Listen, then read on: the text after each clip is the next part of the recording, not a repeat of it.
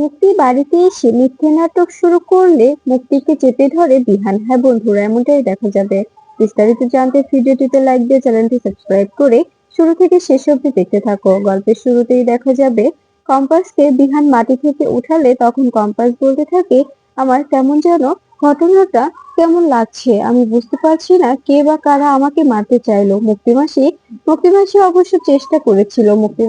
মুক্তিমাসিকেও যখন অ্যাটাক করা হলো তখন মুক্তিমাসি আমাকে ফেলে পালিয়ে যায়, কিন্তু কিন্তু ভাগ্যিস আমি ব্যাগটা নিয়ে এসেছিলাম। যদি ব্যাগটা না নিয়ে আসতাম তবে হয়তো বা আজকে আমি আর বাঁচতে পারতাম না। আজকে আমাকে আর আপনি খুঁজে পেতেন না। আজকে হয়তো বা আমি আপনার থেকে অনেক দূরে চলে যেতাম আর কখনো ফিরে আসতে পারতাম না। কিন্তু কিন্তু কেন এমন করা হলো আমার সঙ্গে? আমাকে এভাবে কেনই বা সঙ্গে করে নিয়ে সে মুক্তিবাসী এরকম একটা পরিস্থিতিতে ফেলে পালিয়ে গেলেন? এতে কি সত্যি মুক্তিমাসের কোনো হাত আছে? আমি আমি বুঝতে পারছি না। বিশ্বাস করুন বিহান স্যার, আমি এসবে কিছুই জানি না। আমি আমি এটা জানতে চাই। এদিকে এদিকে দেখা যায় মুক্তি বাড়িতে এসে মিথ্যে নাটক করতে শুরু করে। মুক্তি কান্না করতে থাকে আর বলতে থাকে, আমি বুঝতেই পারলাম না কি থেকে কি হয়ে গেল। আমি তো কিছুই বুঝতে পারছি না, এটা কি করে হলো। আমি আমি ত্রিলোচন টিকেকে নিয়ে বেরিয়েছিলাম, হঠাৎ কিছু লোকজন এসে আমাদের উপর অ্যাটাক করলো, কিন্তু আমি বাঁচানোর অনেক চেষ্টা করেছি। আমি বারবার বলছিলাম, কেউ আছো, হেল্প করো আমাদের, কিন্তু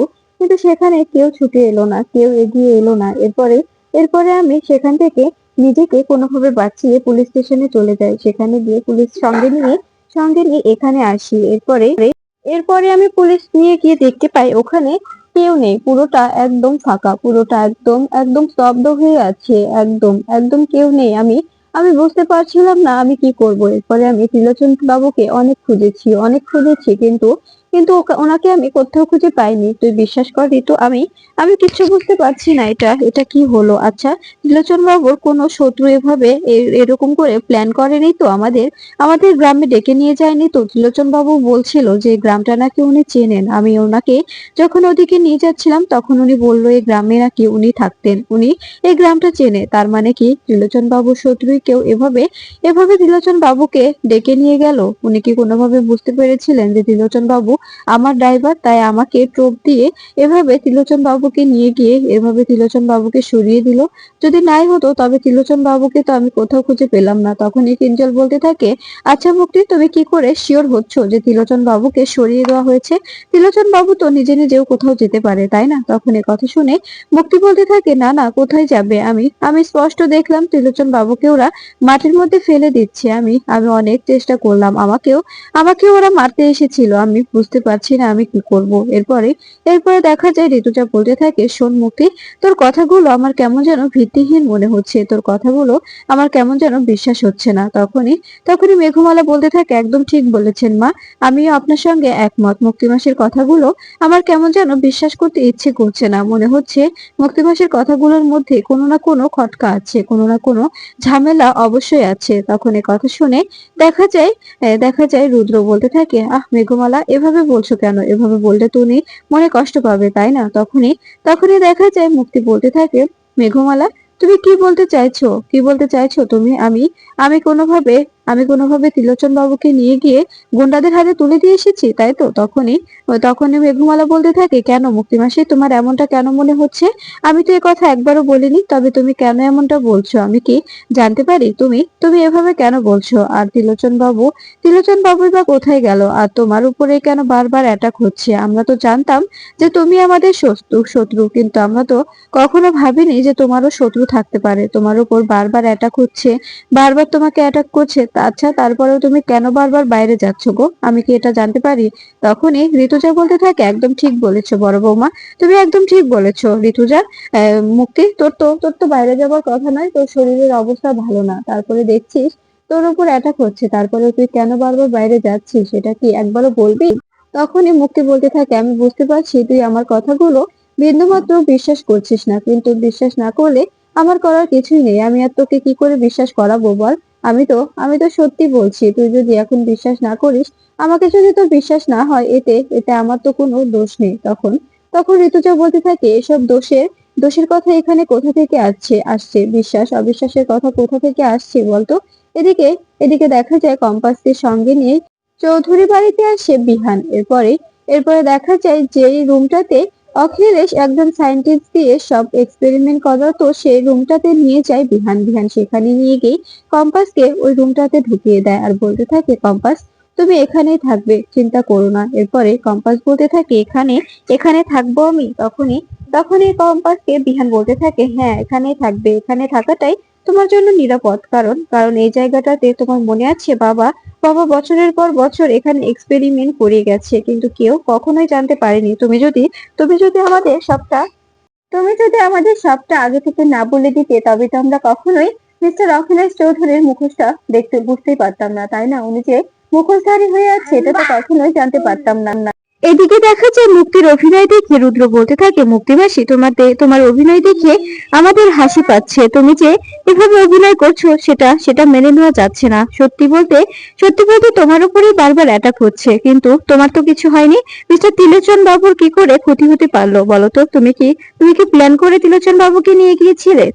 তোমার উপরে যদি অ্যাটাক হয় তবে তো তোমার উপরে অ্যাটাক হওয়ার কথা, তোমার ক্ষতি হওয়ার কথা, বাট তোমার কোনো ক্ষতি হয়নি। ত্রিলোচন বাবু আর ফিরে আসেনি। তখন তখন দেখা যায় ঋতুজা এসে মুক্তিকে বলতে থাকে, মুক্তি সত্যি করে বলতো কি হয়েছিল? তোর কথাগুলো সত্যি হজম করা যাচ্ছে না, আমি আসলে হজম করতে পারছি না, তাই তোকে এভাবে বলতে বাধ্য হচ্ছি। এরপরে মুক্তি মনে মনে বলতে থাকে, সত্যি তো আমি বুঝতে পারছি না এদের কি করে কনফিউজ করব। এরপরে দেখা যায় ঋতুজা বিহানের চিন্তায় আরো আরো অস্থির হয়ে উঠে, বলতে থাকে, আমার বিহানটা কিছুতেই ফোন ধরছে না, বিহান কোথায়? এভাবে এভাবে ছেলেটাকে বারবার বলেছি কিছুতে একা একা বেরোস না, ও তো শরীরের কন্ডিশনটাও ভালো নেই। এখন এখন কোথায় আছে, কি করছে, কিচ্ছু জানি না, কি করব বুঝতেও পারছি না। এরপরে মুক্তি বলতে থাকে, সত্যিই তো বিহান কোথায়? বিহান আসা অব্দি আমাকে ওয়েট করতে হবে। বিহান কোথায় আছে আমি তো বুঝতেই পারছি না। এদিকে দেখা যায় স্টোর রুমে কম্পাস কম্পাসকে ঢোকায় বিহান। বিহান সেখানে ঢুকে কম্পাসকে বলতে থাকে, কম্পাস তোমাকে কষ্ট করে কটা দিন এখানেই থাকতে হবে। আমরা তো সবকিছু প্রায় গুছিয়ে নিয়েছি, অনেকটাই এগিয়ে এসেছি। সবটা ঠিকঠাক ভাবে হলেই আমরা সবকিছু ঠিকঠাক করে নিয়ে একদম একদম সবার মুখোশ খুলে দেব। মুক্তিমাসির সঙ্গে কে কে জড়িত, মুক্তিমাসি কার সঙ্গে হাত মিলিয়ে এত জঘন্য খেলা খেলছে, সবটাই আমরা সবার সামনে খুলে দিতে পারবো। মুক্তিমাসির সঙ্গে কে আছে সেটা তো আমাদের খুঁজে বের করতে হবে, তাই না? তখনই কম্পাস বলতে থাকে, হ্যাঁ একদম ঠিক বলেছো, একদম ঠিক বলেছেন আপনি, একদম ঠিক বলেছেন। সবকিছু আমাদের প্রমাণ করতেই হবে, তা না হলে মুক্তিমাসি যে বার বেড়েছে এটা কিছুতে আটকানো যাবে না। মুক্তিমাসিকে অবশ্যই আটকাতে হবে, তা না হলে এরকম করে চলতে থাকলে আমরা মস্ত বড় বিপদে পড়তে পারি। চৌধুরী পরিবারকে বিপদে ফেলতে কে মুক্তিমাসির সঙ্গে হাত মিলিয়েছে সেটাও এই কম্পাস ভৌমিককে খুঁজে বের করতেই হবে। আমি চৌধুরী পরিবারের কোনো ক্ষতি হতে দিতে পারি না, আমি কিছুতে ক্ষতি হতে দেব না। তখনই বিহান কম্পাসকে বলতে থাকে, কম্পাস তোমার আর এসব পরে থাকতে হবে না, এসব পরে মুখের অবস্থা কি করেছো তুমি দেখেছো? তখনই কম্পাস বলতে থাকে, ঠিক বলেছেন, ছেলেরা এই মুখ ভর্তি গোঁফ নিয়ে কি করে যে থাকে আমি তো থাকতেই পারছি না। দেখুন না আমার মুখটা কেমন র্যাশ বেরিয়ে গেছে, মুখটা সারা মুখ একদম কিরকম কিরকম র্যাশ বেরিয়ে অনেক অনেক ব্যথা আর চুলকানি হয়ে গেছে, এখন কি করব বুঝতেই পারছি না। এরপরে বিহান খাবার দাবার সবকিছু কম্পাসকে বুঝিয়ে দেয় আর বলতে থাকে, কম্পাস এই সবকিছু খেয়ে নেবে, আমি এখন আসছি। এরপরে দেখা যায় এ বলে বিহান সেখান থেকে বেরিয়ে যায়। তখনই কম্পাস বলতে থাকে, আমাকে এবার সবটা মিটিয়ে নিতে হবে, অনেক হলো, অনেক অনেক লুকোচুরি হয়েছে, আর লুকোচুরি করতে ভালো লাগছে না। অনেকদিন এভাবে নিজেকে আড়াল করে রেখেছি, এবার সবার সামনে আসার সময় হয়ে গেছে। এদিকে অখিলেশ মুক্তিকে বলতে থাকে, আচ্ছা মুক্তি সত্যি করে বলো তো, তুমি কি কোনো মতলব নিয়ে ওখানে গিয়েছিলে নাকি? তাছাড়া তুমি কেন এই শরীরে বাইরে বেরোলে? তোমাকে তো বারবার বলা হয়েছিল একদম বাড়ি থেকে বেরোবে না, তারপরেও কেন তুমি শুনছো না? বারবার বারবার এভাবে বাড়ি থেকে বেরিয়ে কেন যাচ্ছ, আমি কি জানতে পারি? তখনই মুক্তি বলতে থাকে, তুমিও আমার সঙ্গে এভাবে কথা বলছো অখিলেশ?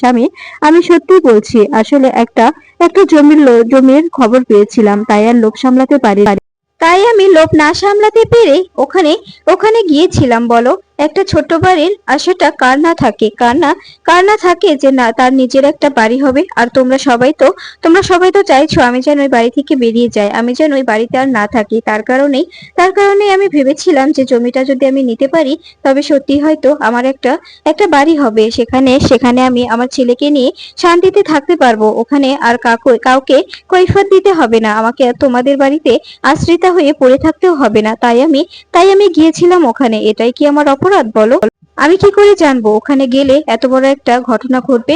ওখানে এরকম একটা ওত পেতে আছি সবাই। তখন তখন দেখা যায় মেঘমালা রুদ্রকে বলতে থাকে, আমার আমার কেমন যেন মুক্তিমাসির কথাগুলো সন্দেহজনক মনে হচ্ছে। আমার মনে হচ্ছে মুক্তিমাসি কিছু একটা করতে চাইছে, কিন্তু আমাদের আমাদের বোঝাচ্ছে অন্যটা। আমরা আমরা সেটাই বুঝে যাচ্ছি। আমার আমার সত্যি মুক্তিমাসিকে সন্দেহ হচ্ছে। তুমি তুমি যাই বলো না কেন রুদ্র, আমার মনে হচ্ছে মুক্তিমাসি কিছু একটা আমাদের থেকে আড়াল করছে। তখন তখন দেখা যায় অখিলেশ বলতে থাকে, তাই বলে তুমি এই অবস্থাতে এভাবে চলে যাবে? এখন যদি ত্রিলোচনটিকের পরিবার থেকে আমাদের উপরে কোনো কোনো অবজেকশন জানানো হয়, তখন আমরা কি করব তুমি বুঝতে পারছো তখন কি হবে? এরপরে দেখা যায় তখন এই কথা শুনে ঋতুজা বলতে থাকে, এটা থেকেও বড় সমস্যা, সব সমস্যা একসঙ্গে এসে পড়ছে।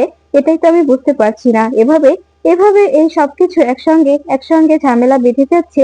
এটা কি সত্যি কাকতালীয় নাকি কোনো কোনো প্রিপেইড প্ল্যান? আমি তো বুঝতে পারছি না। তখন এই কিঞ্জল বলতে থাকে, সত্যি রে দাদা, আমি বুঝতে পারছি না, কারণ আমরা এত বছর হলো এই লোনটা দিয়ে আসছি, আর সেই লোনটা আমরা নাকি এখনো একটা টাকাও রিটার্ন রিটার্ন রিটার্ন লোন দিইনি। আমরা নাকি এখনো একটা টাকাও দিইনি ওদের। এটা এটা সত্যি কেমন অবিশ্বাস্যকর নয়?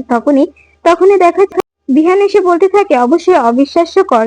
সেটাও সবকিছু ঠিক হয়ে যাবে এবার থেকে।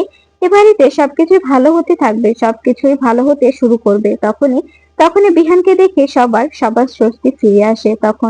তখনই দেখা যায় ঋতুচাঁদ দৌড়ে গিয়ে বিহানের কাছে গিয়ে বলতে থাকে, বিহান, তোমাকে আমি কত ফোন করেছি, তুমি ফোন ধরোনি কেন? কোথায় গিয়েছিলে বলো? তুমি জানো না মায়ের কতটা টেনশন হয়, মা কতটা কতটা চিন্তা করে? বিহানকে স্বাভাবিক দেখে অবাক হয়ে যায় মুক্তি। মুক্তি মনে মনে বলতে থাকে, কি ব্যাপার, বিহান তো একটু রিয়াক্ট করছে না। ও কি চাইছে, কি বলতে চাইছে, আমি তো কিছুই বুঝতে পারছি না। এরপরে ঋতুজা বিহানকে বলতে থাকে, আচ্ছা বিহান, সত্যি করে বলো তো কোথায় গিয়েছিলে তুমি? জানো না আমি তোমাকে কতবার ফোন করেছি?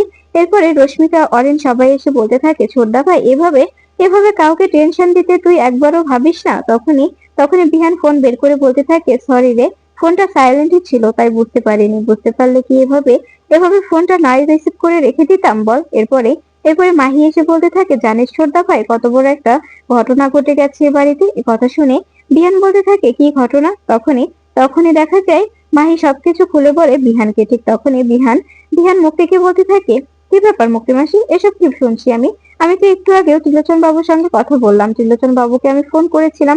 উনি আমাকে বললো যে উনি নাকি আমার সঙ্গে রাতে বেরোবে। আমি ওনাকে ফোন করলাম, আমি ওনাকে নিয়ে রাতে একটু বেরোবো। আসলে সারাদিন ড্রাইভ করেছি তো, তাই রাতে আর ড্রাইভ করতে পারবো না। তাই তখন তখন মুক্তি বলতে থাকে, কি বলছিস এসব? তোর সঙ্গে ত্রিলোচন কথা বলেছে? ত্রিলোচন তো ফোনটা বাড়িতে ফেলে গিয়েছিল, আর ত্রিলোচনকে তো খুঁজে পাওয়া যাচ্ছে না। তখনই বিহান বলতে থাকে, হ্যাঁ, উনি আমাকে বললেন যে ওনার ফোনটা নাকি চার্জে দিয়ে যাওয়া হয়েছে, আর অন্য একটা ফোন থেকে অন্য অন্য একটা ফোন থেকে আমাকে ফোন করেছিলেন। আমি ফোন করেছিলাম আসলে আমার আমার একটু কিছু প্রয়োজনীয় জিনিস ওনার কাছে ছিল, তো তাই উনি আমাকে ফোন করে নিয়েছিলেন। তখন এই কথা শুনে মুক্তি ভয় পেয়ে যায়। মুক্তি বলতে থাকে, বিহান এসব কি বলছে? সত্যি সত্যি ত্রিলোচন বাবুকে তো আমরা পুঁতে দিয়েছি, তবে ত্রিলোচন বাবু কি করে বিহানকে ফোন করতে পারে? এর মধ্যে কি কোনো রহস্য আছে? এরপরে বিহান বলতে থাকে, কি হলো মুক্তি মাসি, এভাবে এভাবে চুপ হয়ে গেলে যে?